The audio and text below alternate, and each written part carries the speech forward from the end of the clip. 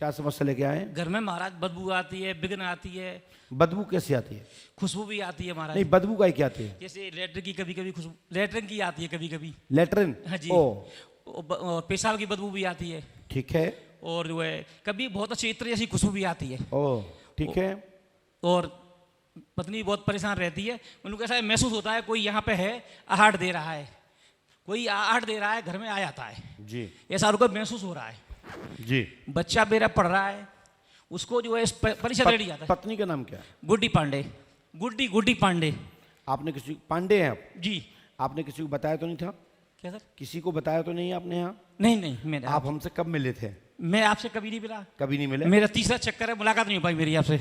अब देखिए मेरे नाम गुड्डी पांडे को मल मूत्र की बदबू आती है, घर में जिंद का चक्कर है, वह ये सुलेमानी जिंद है, सुलेमानी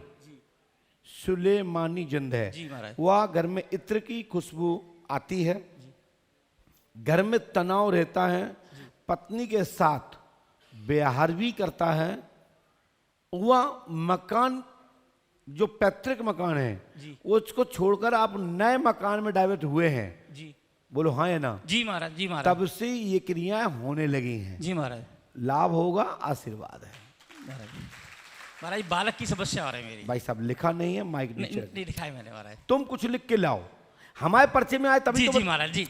देखे साहब, माफी चाहता हूँ। अभी हम ये ना लिखे होते और दूसरी बार लिखे होते तुम क्या कहते? माफी चाहता हूँ। तो आप ये कहते जी कि महाराज हमारी तो वही समस्या है जो कुछ नहीं आए। एक सेकंड सर, मेरा बहुत निवेदन है आपसे, स्वीकार कर लें तो सर। बोलिए। बच्चा मेरा स्कूल नहीं आता सर, मैं बहुत दुखी हूँ। नहीं, अब नहीं बता पाएंगे। जी महाराज। दादा, लेकिन घर में आपकी पत्नी के साथ में ये शक्ति है, इसके लिए एक अनुष्ठान होगा। तत्काल प्रभाव से आपकी पत्नी को और आपके घर में जो छाया है, जो डाला है, वो शीघ्र ही खत्म होगा। आशीर्वाद है।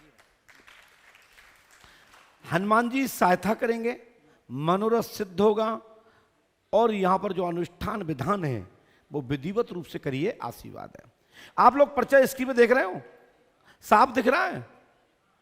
ये विशेषकर मैं प्रयास यही करता हूं कि एक एक लाइन पंडुका सरकार के पर्चे की दूर बैठा आदमी भी ये सेटिस्फाई होकर कहे कि गुरुजी ने एक एक लाइन जो बोला है उस लाइन के बाहर कुछ नहीं मिलेगा।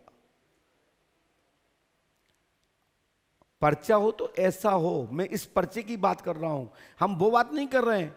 कोई पूछना है कि घर में एक बदबू आ रही है और वो लिख दे घर में कलेश रहता है, अशांति रहती है, उपद्रव मचा रहता है, तनाव रहता है, धमधम मची रहती है, और बीच में घुसेड़ दिया कि बदबू आती है।